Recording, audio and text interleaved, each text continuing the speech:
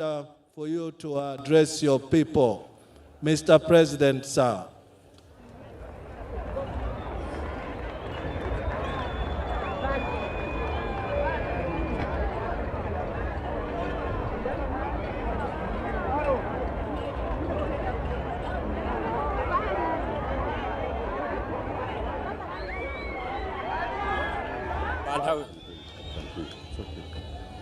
Manja humo, Bally, manja humo.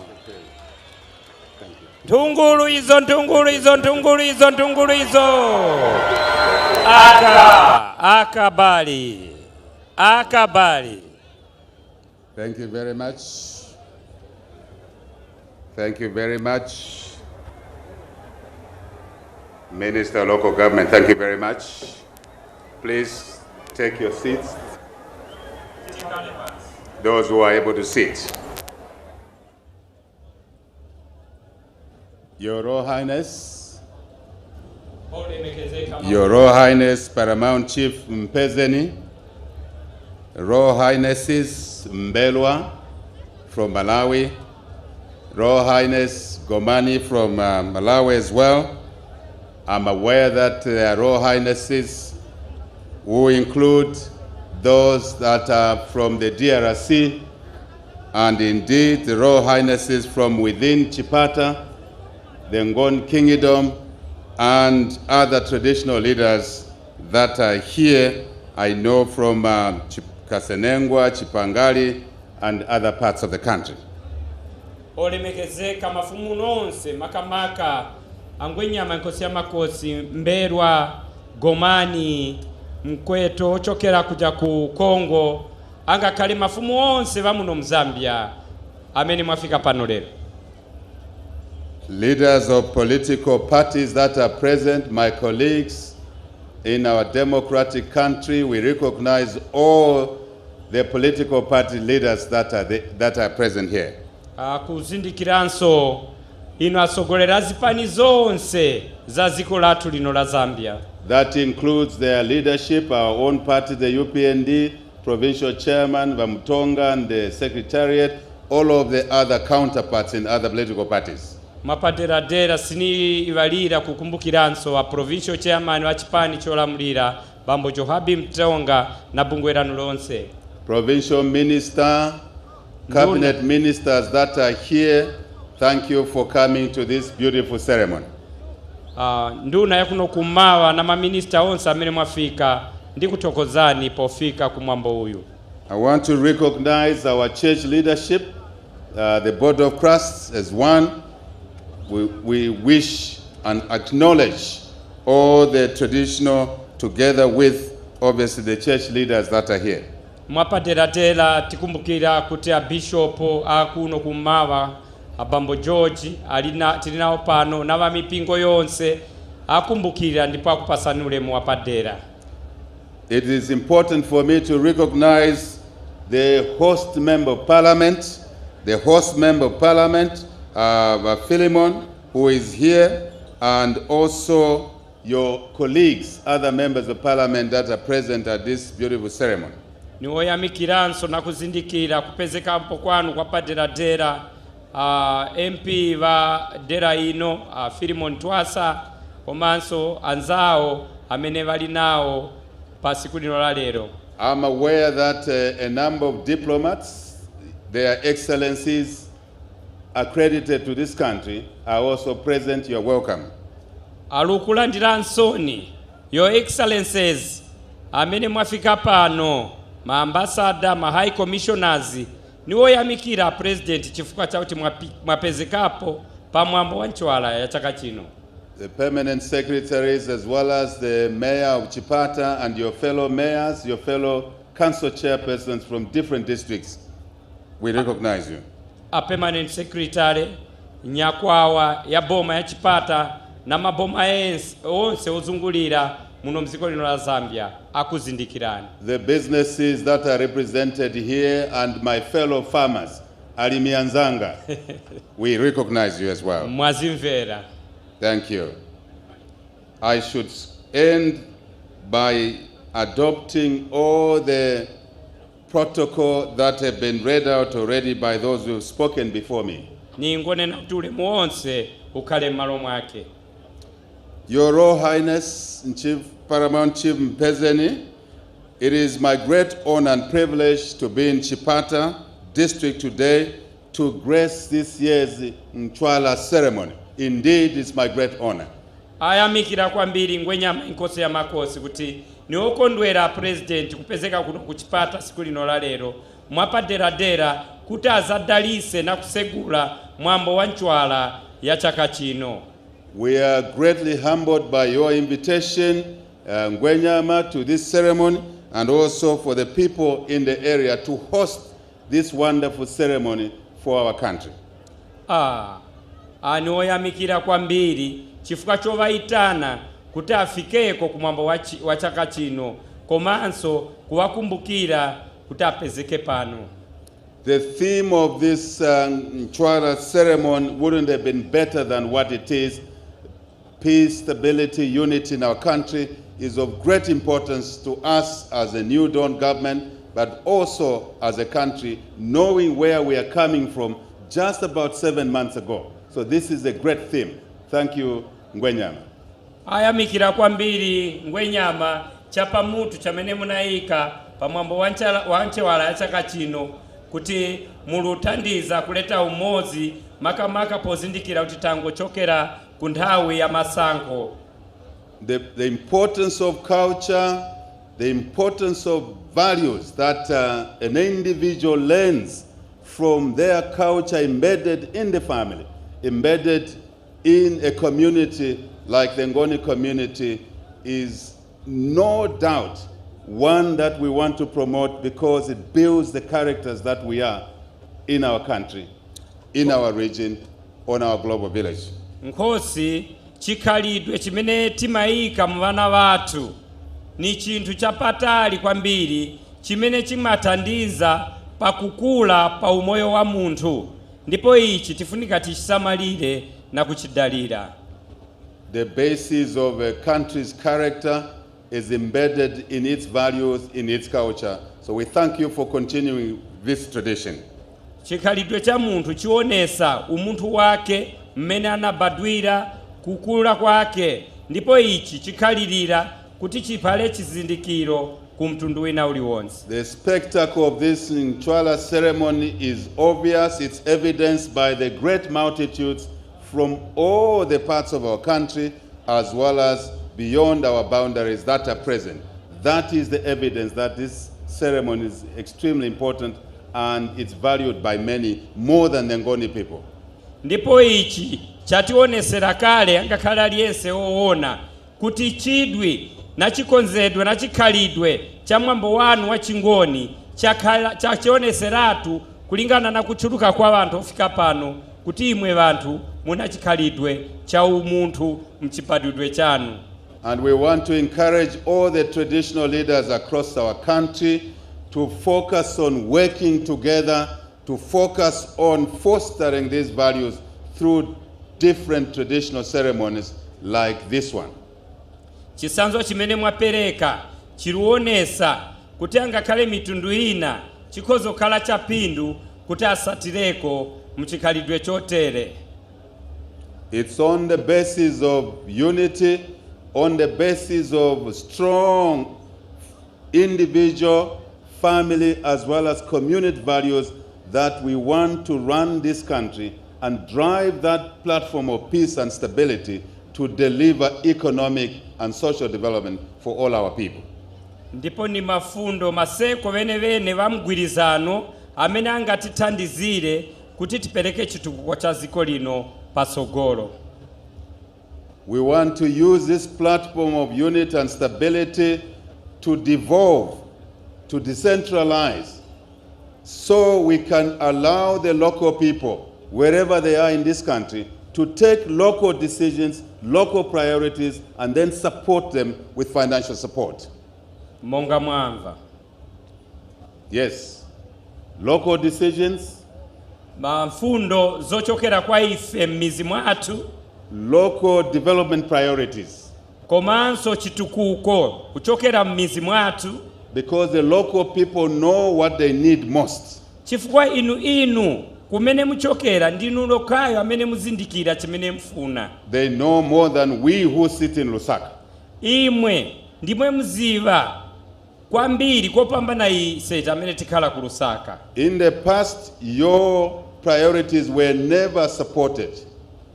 Kumbuyo uku zifuno zanu imwe yokhala kumuzi sizinaluthandizika oloyankhidwa zinaloyankhidwa nizija zifuno zochokera ku matauni. The New Dawn government made a decision, our government made a decision to support those local decisions with financial capacity. Boma la Sopano linapanga ganizo la kuya kuti lithandizire zifuno zanu zimene inu mumafuna kuchokera kwa mene mukhala kumamizi.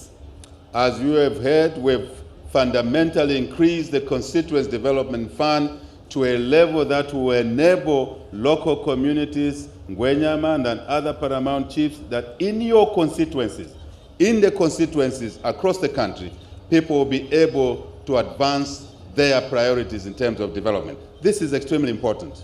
Monga mwaona Ngwenyama nkosi ya makosi kuti boma ya New Dawn yapereka chitukuko kumamizi makatika yangana pagawo la CDF ni chilingo chakuti ndalama iyi ngati yapita kumamizi kumene kuli zifuno zene zochokera mwa imwe zizaonesa chitukuko cheni kupambana mmene zinalili. And we want to assure you that these funds will be dispersed. Unlike the past, these funds will be dispersed to all the constituencies in full before the end of this year. Ndipo afuno simikizira ombani mmanja poyanga.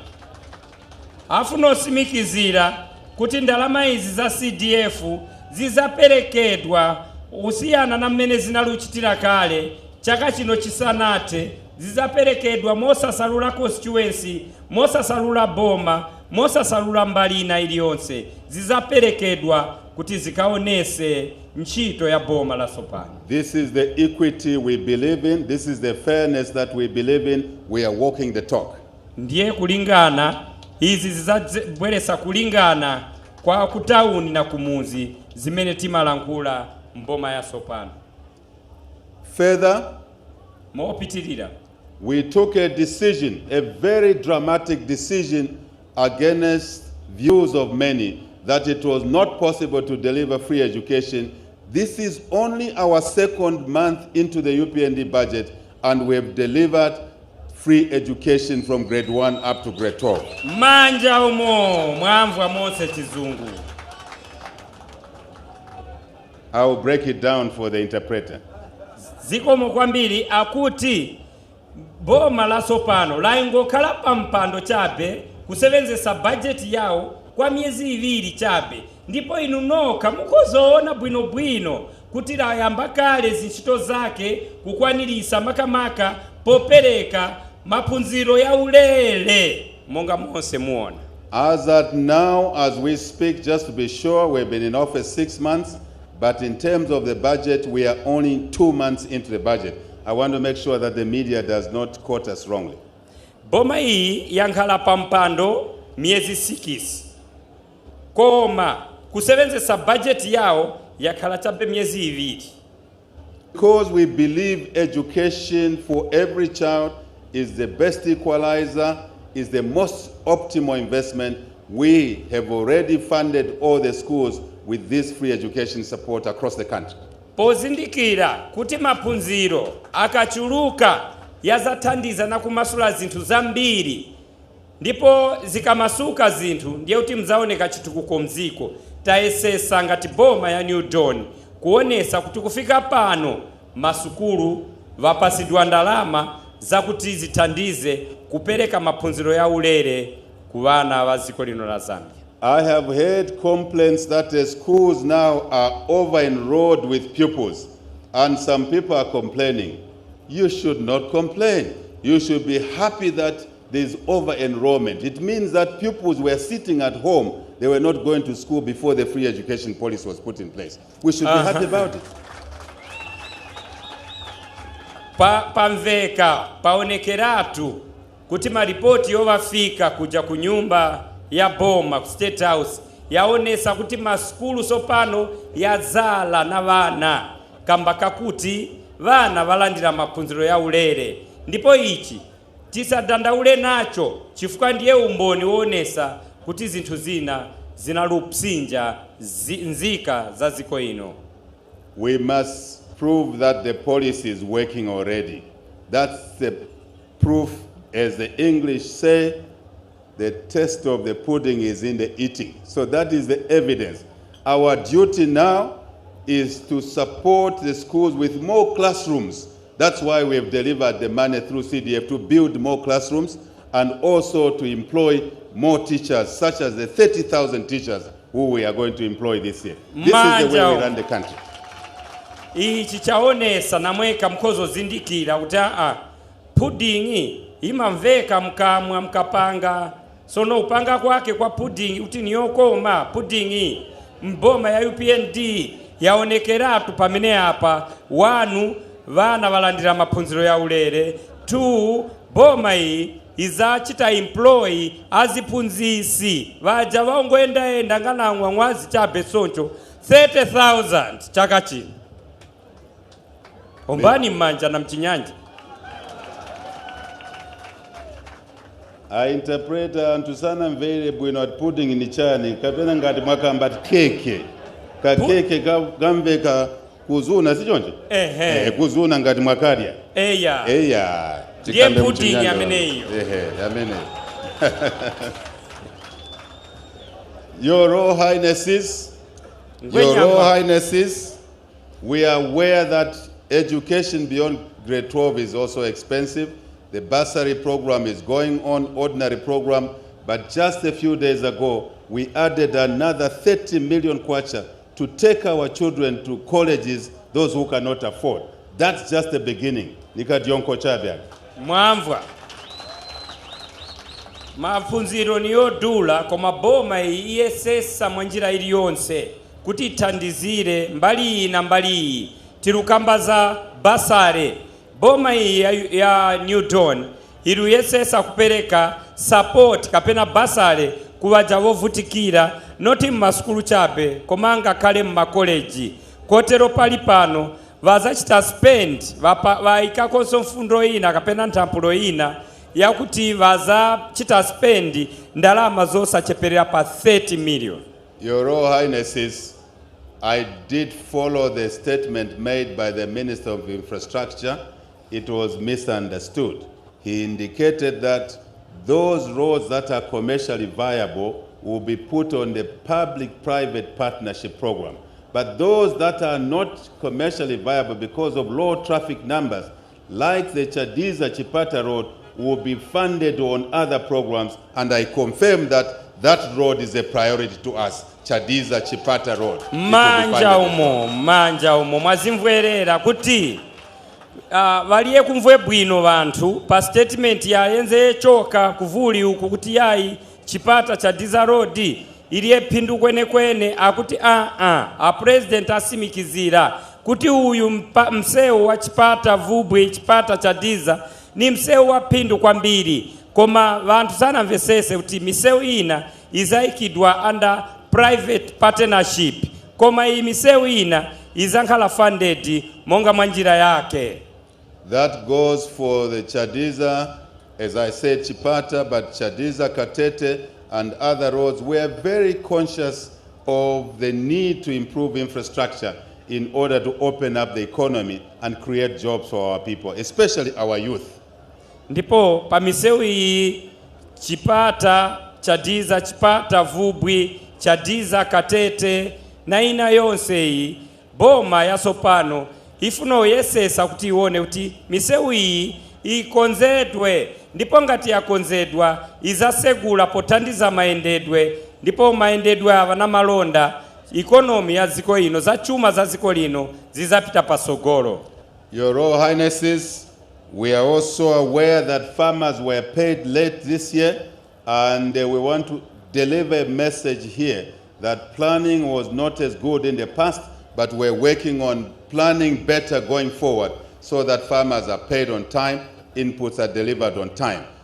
ndine mulimi munzano niziva za ulimi. And we committed that we'll work together to improve agriculture, more than just fertilizer, more than seed, but what we want to call, we are calling a full agricultural support program, including irrigation and other crops. That is part of our flagship policies. Eastern Province is a target for these changes, for the better. Of course. Mwamva auti nine mulimi mzanu ine. Ndipo nizindikira kuti chaka chata, ulimi wa chaka chata, alimi mnasauka. Vena mwalandira ndalama za 2021 mwazazilandira mu 2022. Ichi chinakusokonezani mbali zambiri. Nikumva namwe chifundo chifukwa plani kapena kakonzedwe ndondomeko imene inaikidwa sinali m'malo mwake, sinali yabwino kwenekwene. Ndipo pokala ichi boma ya New Dawn izayesesa kuthandiza inu alimi angakhale kuikako ulimi wothirira kuti zachuma zipite pasogolo. Popeza ulimi wothirira mukhoza kukolola angakhale pa nthawi imene kulibe mvula. At least I can confirm that all the farmers have been paid so far for the previous season. It wasn't in our budget, but we made sure that farmers were paid, and that's our duty because these produce food for us. Without farmers, kulibe vakudya kunavutika compound kuja. Ngati kulibe ma farmers. Ngati kulibe mulimi ziko izankhala na njala. Ndipo nifuna osimikizira kuti kufika pano talipira alimi wonse pa zolima zimene vanachita chaka chatha. Pozindikira kuti ngati kulibe chakudya kuzakhala njala ni mavuto monga kunavutika. I want to say to the Royal Highnesses, without boring you, you've been here for long, we are committed to working with yourselves as partners in development. We are not in competition. The UPND government is not in competition with traditional leaders. Neither is it in competition with church leaders. We are complementary. We will work together to better the lives of our people here and everywhere else. Boma ya New Dawn iza sevenzera pamozi na mafumu imwe izindikira kuti ndinu vantu wapindu amene mungapereke chitukuko pasogolo. Ndipo ifuna olonjeza kuti izayesesa mwanjira ina iliyonse mosa kusiyani kumbuyo koma kusevenzera pamozi na mafumu kuti tikonze umoyo wanzika za Zambia kupita pasogolo. We are determined to restore the integrity of traditional leaders. In the past, traditional leaders were treated differently, but not so good. Going forward, you will be happy with the way we will relate with yourselves in serving our people.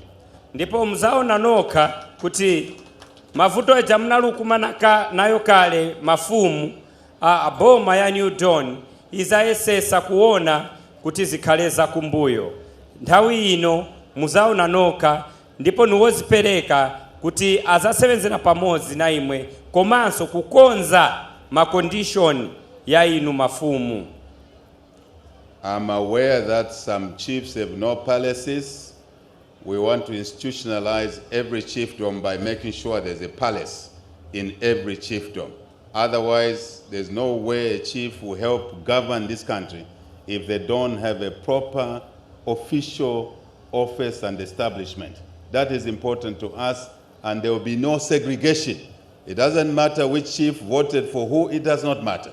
We are now in government, we will look after everybody. That's our duty. Ndipo asimikizira zakuti vena mafumu nyumba zanu sizabwino. Mwaichi boma ya New Dawn izayesesa kuti mosa salula fumu ina iliyonse kuti ikakhale na nyumba za ufumu zabwino. I think I've said a lot. I would like to see more Ngoni dances here. I'm a traditionalist myself. Most of you are not aware I'm a serving senior headman in the village, so I want to see more dances. So I'm just about to close so we can enjoy the dances here.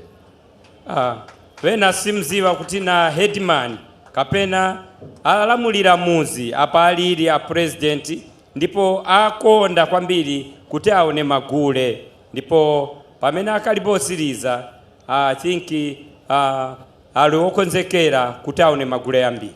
I want to conclude by saying that traditional leaders, church leaders, this new dawn government, let us work together to end child marriages, early marriages. Let us work together to end early pregnancies. Let us work together to end gender violence.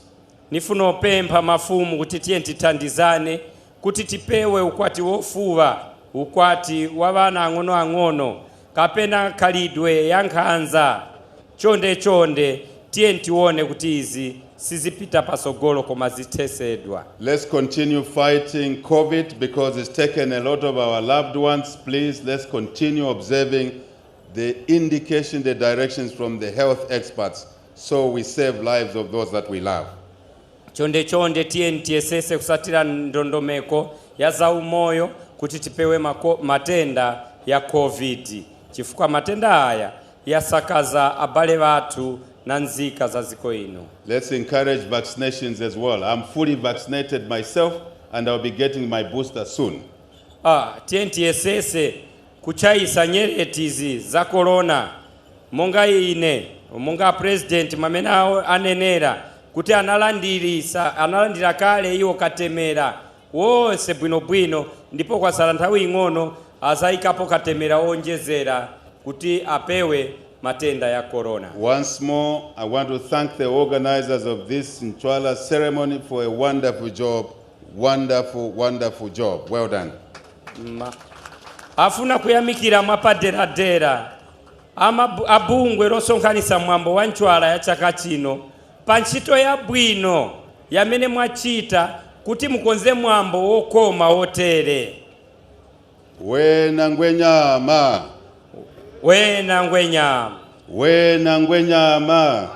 vaete nkosi ya mankosi.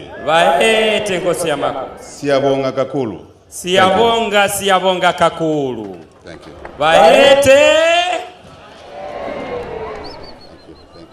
Ishokome. That was the official opening of this year's Ntwala ceremony by His Excellency President Hakainde Hichilema. Tingene pa stage tikalipe kufika pa next. Chiwaya ichi. Changanani. Werani lomba poyamba. Niziva pali banzatu bamene taimika baku Malawi. Ngati mulikale pa stage, kodi muli pa stage? Ichibaya chavina kale. Maseko Ngoni, werani, shanganani konzekani. Maseko Ngoni, ulowani, shanganani konzekani.